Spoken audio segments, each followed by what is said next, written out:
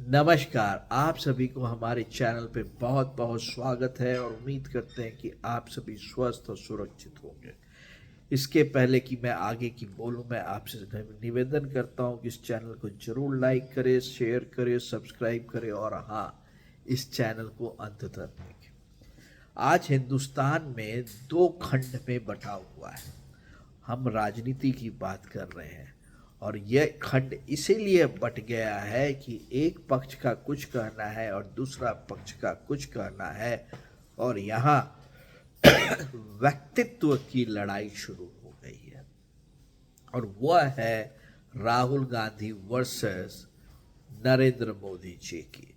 जहां राहुल गांधी जी का कहना है कि इस देश में संविधान का हनन हो रहा है, वहीं नरेंद्र मोदी जी का कहना है कि कांग्रेस के समय पे संविधान का हनन हो रहा था।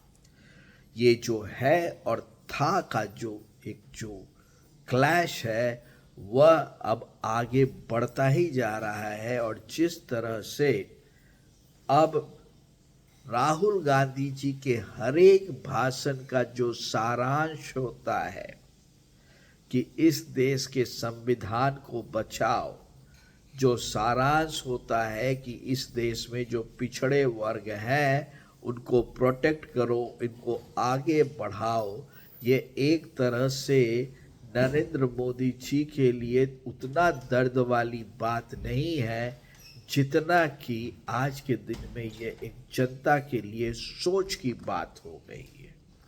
जी हाँ, बिल्कुल सोच।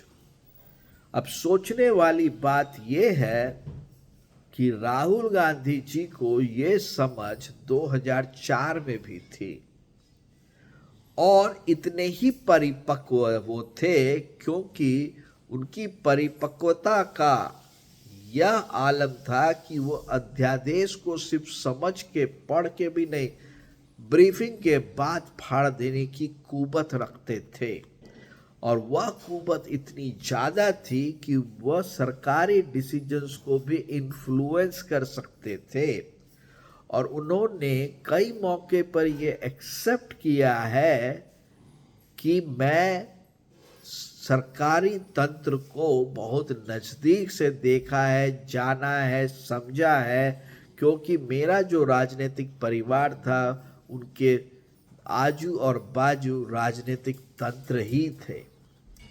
ऐसे में उन्होंने इस संविधान को बचाने के लिए अपने जीवन का एक उद्देश्य बना लिया है जो उनका मानना है।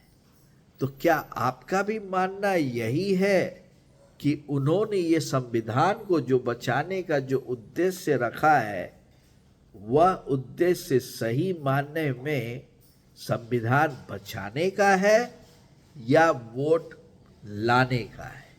क्योंकि उन्होंने जिस तरह से इस संविधान को बचाने के परिप्रेक्ष्य में अपनी गोली चलाई थी, अपनी गोटी बैठाई थी, जो उनको 99 के नंबर तक ले गया, वह बिल्कुल यह दिखलाता है कि राहुल गांधी जी का जो जीवन है वह संविधान के लिए इसलिए समर्पित है क्योंकि उनको यह पता है कि इसके बिना उनकी सत्ता में वापसी नामुमकिन है। आपको भी क्या यही लगता है? जरूर बताएं। इस चैनल को जरूर लाइक और सब्सक्राइब करें। तब तक के लिए आप सभी को बहुत बहुत धन्यवाद।